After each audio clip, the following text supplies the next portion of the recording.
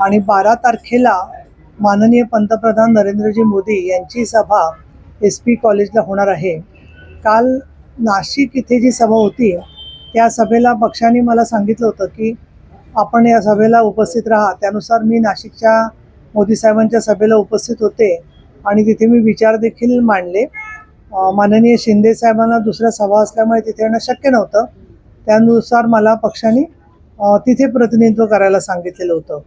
मोदी साहेबांनी जे काल मुद्दे मांडले किंवा अन्य आपले जे प्रश्न असतील दुसरे काही त्याच्यावरती तर मी उत्तर देणारच आहे.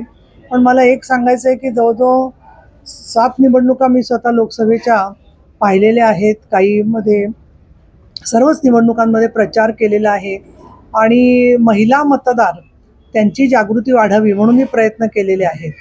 पण नेहमी एक प्रश्न आम्हाला विचारला जायचा की तो म्हणजे महिलांची व्होट बँक का नाही आहे असा महिला चळवळीतल्या लोकांना. आणि व्होट बँक म्हणजे काय तर जशी अमुक एका घटकांचे असते मतपेढी आणि ती मतपेढी त्यांचे प्रश्न करून दबावाचं राजकारण करतात आणि मग त्या मागण्यांना मान्यता मिळते. परंतु मला विशेष या निवडणुकीमधलं वैशिष्ट्य असं वाटतं आहे की महिलांनी असा दबाव कुठलाही अमुक एका प्रकाराने न आणता सुद्धा त्यांच्या अपेक्षा त्यांना काय प्रकाराने न्याय देता येईल याचा विचार करून महिलांना त्यांच्या गरजा ओळखून जे त्यांच्या प्रश्नाला गेले 2 वर्ष या सरकारने अनेक प्रकारांनी प्रतिसाद दिलेला आहे. मग त्याच्यामध्ये अर्ध्या तिकिटामधला प्रवास असेल, आनंदाचा शिधा असेल किंवा ठिकठिकाणी असणाऱ्या घरांची निर्मिती केंद्र सरकारने केलेली आहे. इंधनाचा प्रश्न केंद्र सरकारने सोडवण्यासाठी प्रयत्न केले आणि त्यामुळे केंद्र आणि राज्य या दोघांच्याही प्रयत्नातून 2014पर्यंत जी परिस्थिती होती की महिलांच्या मताचा टक्का हा काही प्रमाणात पूर्वीच्या निवडणुका 2014च्या आधी काँग्रेसकडे झुकलेला दिसायचा.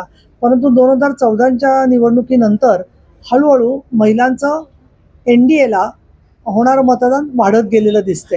आणि मला स्वतःला असं जाणवतंय या चळवळीचा मी सातत्याने प्रवास महिलांच्या आंदोलनातला केलेला असल्यामुळे की महिला बचत गटांमुळे झालेलं स्त्रियांचं जाळं, ठिकठिकाणी आशा वर्कर्स, अंगणवाडी कर्मचारी यांनी केलेलं काम, त्याचबरोबर रोजगार हमीवरती फार मोठ्या प्रमाणामध्ये एकल महिलांची कामगार म्हणून असणारी संख्या, त्याचबरोबर शहराकडे झालेलं स्थलांतर पुरुष वर्गाचं आणि ग्रामीण भागामध्ये राहिलेल्या महिला मतदारांची संख्या काही मतदारसंघांमध्ये जास्त असणं, ह्या सगळ्या मुद्द्यांचा हातभार याला लागलेला आहे. SC वर्गाच्या म्हणजे मागासवर्गीय समाजाच्या महिला मुली आहेत त्याच्यामध्ये तर ते प्रमाण जे आहे ते मुलींचं प्रमाण अधिक दिसत आहे देशाच्या पातळीवरती. त्यामुळे हे एक परिवर्तनाचं पर्व आहे आणि मला असं जरूर वाटतंय कारण निवडणुकीच्या आधीसुद्धा मी अनेक ठिकाणी जाऊन आले. आजही मुंबईमध्ये आणि अनेक ठिकाणी मी पाहते ग्रामीण भागातही अनेक भागांमध्ये असेल महिलांशी संवाद साधलेला आहे. पण मी या मतापर्यंत आलेले की महिलांची मतपेढी ही तयार झालेली आहे. आत्तापर्यंत व्होट बँक अशी नव्हती तशी स्त्रियांची व्होट बँक तयार झालेली आहे आणि त्या मतपेढीशी संवाद साधण्यामध्ये माननीय एकनाथजी शिंदे यांनी केलेल्या कामामुळे जसं एक प्रतिसाद मिळतो आहे ठिकठिकाणी, तसंच केंद्राने जे काम केलं होतं तर ते काम रुजत गेलेलं आहे आणि त्याचा परिणाम म्हणून आज आपल्याला महिलांमधला उत्साह आणि वाढता सहभाग दिसतो आहे. आणि म्हणून असं कुठेतरी सगळ्यांना वेठीला धरून दबाव गटाचं राजकारण आम्हाला कधीच करायचं नव्हतं. नाही तर आम्ही स्वतंत्र लढण्याच्या संदर्भामध्ये अनेक वेळेला महिलांचं मतदान वाढावं म्हणून खूप प्रखर भूमिका घेतलेली आहे. परंतु स्त्रियांच्या प्रश्नाची दखल घेण्याची गरज आज राजकारणामध्ये प्रत्येक पक्षाला दिसते आहे.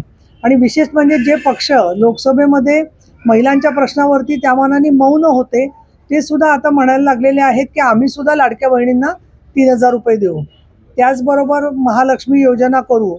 या सगळ्या गोष्टींवरती माननीय शिंदे साहेब, माननीय फडणवीस साहेब यांनी समाचार घेतलेला आहे म्हणून मी निरुक्ती करणार नाही.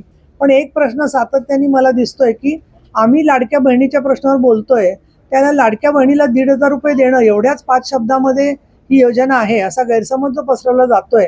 तर आमचं निरीक्षण असं आहे की लाडक्या बहिणीच्या मुळे महिलांचा नागरिक म्हणून काय अधिकार आहे हे समोर आलेलं आहे. केवळ महिला म्हणजे 16 ते 35 वयोगटातल्या महिलांच्या आरोग्याची काळजी घेतली जाणार आणि कुटुंब नियोजनासाठी त्यांचा उपयोग करून घ्यायचा किंवा रक्त नाही शरीरामध्ये म्हणून लोहाच्या गोळ्या देण्याची व्यक्ती त्याच्या पलीकडे पाऊल पडलं आणि नागरिक म्हणून त्यांच्या अधिकारांची जाणीव होत असतानाच स्त्रियांना या निमित्ताने सरकारच्या विकासाचं दार उघडलं जातंय, याचा आत्मविश्वास वाढलेला आहे. सगळीकडेच महाराष्ट्रामध्ये 45% हा दर वाढला. अर्थात सामाजिक गुन्ह्यांमध्ये तो 25 ते 26% आहे आज सुद्धा, पण 2.5% 25 ते 26% दर वाढवण्याचं कार्य की ज्याच्यामध्ये आरोपींना शिक्षा होऊ शकते, याचं सुद्धा काम या महायुतीच्या सरकारने केलेलं आहे.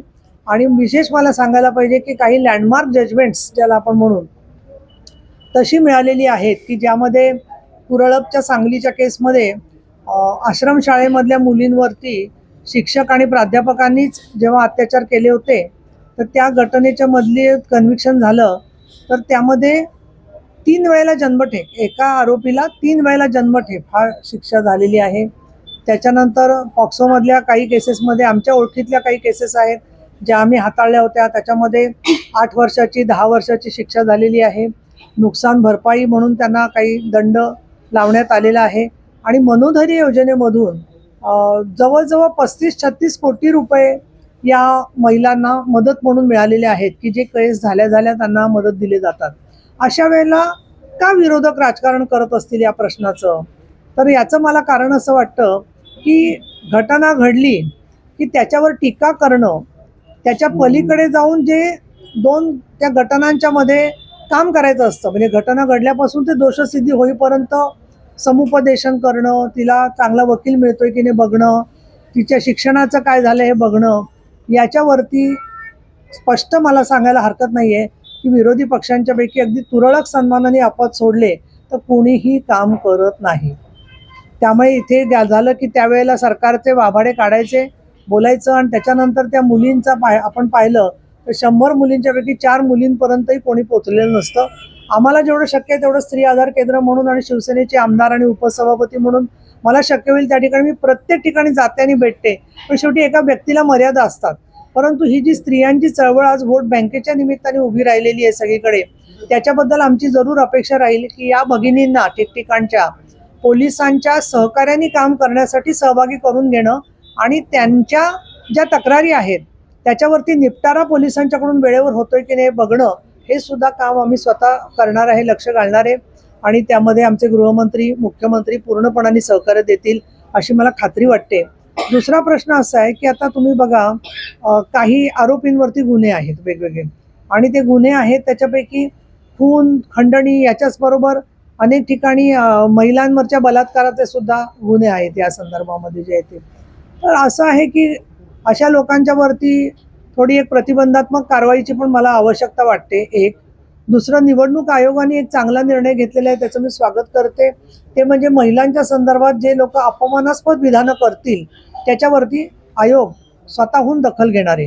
ही खूप महत्त्वाची गोष्ट आहे की कोणीतरी तक्रार केल्यावर, महिला आयोगाकडून तक्रार आल्यावर मग निवडणूक आयोगाने दखल घेण्यापेक्षा ज्या वेळेला आपल्या शायना NC यांच्या विरुद्ध जेव्हा वक्तव्य करण्यात आलं, आणि विशेष हास्यास्पद गोष्ट अशी की हे जे महाशय आहेत ते पुण्यात सुद्धा संपर्क प्रमुख होते, आणि त्यांनी शब्द हा वापरला की इम्पोर्ट चाललेला माल चालणार नाही. म्हणजे तुम्ही माल शब्द सरळ सरळ कोणाला वापरतायत जे आहे ते, आणि नंतर ते म्हणतात की मी त्या अर्थाने शब्द वापरला नाही, आणि मग त्याच्यामध्ये इतरांवर केसेस होत नाही, आमच्यावर का होतात. अरे हा मुद्दाच नाही आहे. जो चुकीचं बोलतो त्या प्रत्येकावर केस झाली पाहिजे, मग तो कोणी व्यक्ती असो. आणि स्वतः खासदार असलेली व्यक्ती असं बोलते, याच्या खरं तर गांभीर्याने दखल घेऊन वेळप्रसंगी त्याच्यावरती व्यवस्थित अशी कारवाई पण झाली पाहिजे. पण निवडणूक आयोगाने घेतलेली भूमिका स्वागतार्ह आहे. महिलांच्या संदर्भात बोलण्याबरोबरच काही वेळेला पुरुषसुद्धा एकमेकाबद्दल बोलत असताना एक दुखावणारं किंवा निंदाव्यंजक अशी वक्तव्य करतात, त्याचं सुद्धा त्यांनी भान हे सांभाळलं पाहिजे. आणि त्या दृष्टीने मला असं वाटतं की उपसभापती म्हणून की सभागृहात जसे आम्ही संकेताबद्दल फार काटेकोरपणे प्रयत्न करत असतो, तसं जरा या निवडणुकीत सुद्धा झालं तर ते त्याचा चांगला फायदा आपल्याला झालेला दिसेल. या दृष्टीने त्यांनी सुद्धा एक कुठले शब्द संसदीय आहेत आणि कुठले बिगर संसदीय आहेत अशी थोडीशी यादी त्यांनी सुद्धा केली असेल तर ते चांगलं राहील. नसेल केली तर पुढच्या निवडणुकीमध्ये आम्ही त्यांना मदत करू यासाठी, म्हणून असं मी सांगू शकते. प्रत्येक घटनेमध्ये एकच कारण समोर येते की त्यांना खूप वेळ बसवून घेणं किंवा पोलीस प्रशासनाकडनं विलंब करणं, तर या बाबतीत आपल्या डोक्यात काही आहे काय, येत्या काळात ज्या ज्या वेळी अशा घटना घडतील किंवा जो काही अत्याचार अन्याय झालाय आणि परत तिथे जाऊन ती सगळी मानसिक संतुलन बिघडून गेलं त्या यंत्रणेवर, तर या संदर्भात काही आपल्या डोक्यात आहे का काय?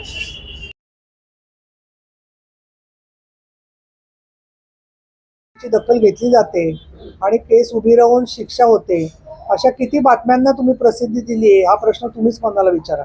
आणि ज्या वेळेला तक्रार घेतली जात नाही, लोक मीडियाकडे येतात किंवा कार्यकर्ते मीडियाकडे येतात, त्याची दखल घेतली जाते. म्हणजे कसं होतंय की ज्या पेशंटला औषध मिळतं आणि तो बरा होतोय तो गेला घरी, हे त्याचं नॉर्मलच आहे. पण त्यातला जो माणूस आहे जो त्रासलेला आहे काही कारणामुळे, त्याचं आपण फक्त दखल घेतो. एक दुसरं, आपला हा रिस्पॉन्स टाईम जो असतो पोलीस स्टेशनला गेल्यावरती तक्रार त्याची दाखल होणं, त्याचे प्रत्येकाचे SOP ठरलेले आहेत किती वेळात तो तक्रार दाखल करावी. इतकंच नव्हे तर मी तुमच्यामार्फत सांगू इच्छिते की CCTNS म्हणजे जी क्रिमिनल ट्रॅकिंग रेकॉर्ड सिस्टीम जी आहे, त्याच्यानुसार त्यांच्या वरिष्ठांना कळतं की हा माणूस कधी आपल्या समोरच्या पोलीस चौकीत गेलेला आहे, कधी पोलीस स्टेशनमध्ये त्यांनी तक्रार दिलेली आहे आणि त्याच्यावर आरोपीबद्दल काय झालेलं आहे. तर वरिष्ठ स्तरावरती सगळे जे DCPs आहेत किंवा DYSP आहेत, त्यांनी CCTNS सिस्टीमचं जर का नीट फॉलोअप घेतला तर त्यांना हे सगळं शक्य आहे. पण मी पुण्यातल्या सुद्धा पोलीस स्टेशनमध्ये पाहिलं की त्यांनी तक्ते लावलेले आहेत डावीकडे, कोणाचं कधी तारीख आहे कोर्टाची, त्याच्यानंतर कधी कोण आयोग आहे, त्यांनी कधी कामावर जायचं आहे. माझी विनंती आहे कधीतरी तेही चार्ट्स तुम्ही छापा की पोलिसांनी असं काहीतरी ते करत असतात, त्याच्याशिवाय तर कन्व्हिक्शन होत नाही केसमध्ये जे आहे ते. दुसरं एक लक्षात घेऊया आपण की मुलीच्या बाजूनी समाज नाही आहे, तिचे कुटुंब सोडलं तर सगळ्या समाजाची सहानुभूती. बघा तुम्ही, एखाद्याच मुलगी अत्याचार झाला आणि ती गरोदर अशी बातमी आली तर किती मोठ्या प्रमाणात कुजबूज सुरू होते. खरं तर गरोदर व्यक्तीवर पण बलात्कार होऊ शकतो, पण तशी कुजबूज सुरू होते.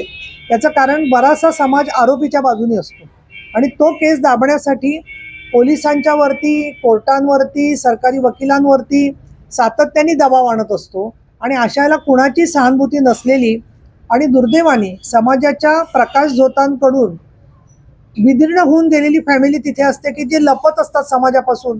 जसे बदलापूरमधल्या लोकांना लपायची वेळ येते आणि त्यांना फोन येतात मीडियाकडून की तुम्ही बोला, तुम्ही बोला, तुम्ही कॅमेऱ्यावर या, म्हणजे आमचा TRP वाढेल.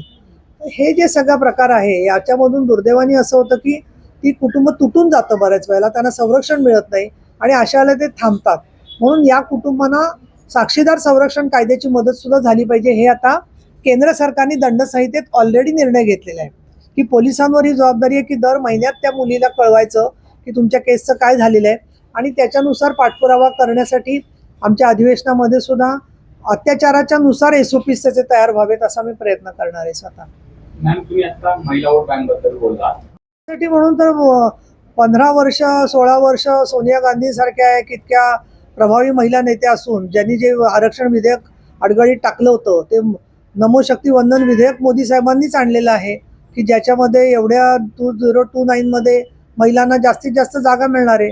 त्यामुळे ते चित्र बदललेलं असेल 2029 पर्यंत. मतदारसंघांची संख्याही वाढणार आहे आणि महिलांना स्थान पण मिळणार आहे त्याच्यामध्ये जे आहे ते. हे पहा, हिंसाचार, पैशाचा अडचणी आणि चारित्र्यहननाची भीती याच्यामुळे महिलांना प्रत्यक्ष विधानसभा किंवा लोकसभेपर्यंत पोचणं हे खूप अवघड असतं. परंतु मला तर कुठल्या आरक्षणाचा फायदा न घेताच प्रत्येक वेळेला पक्षाने संधी दिली. त्या आरक्षणाला बऱ्याच पुरुषांचा प्रचंड विरोध आहे, पण मी बऱ्याच लोकांची लाडकी बहीण असल्यामुळे तो विरोध मला मोडून टाकता आला. त्याच्यामुळे मला असं वाटतं की अशा पद्धतीने काम करायचं झालं तर ते महिलांना सुद्धा राजकारणामध्ये पुढे काम करावं लागेल.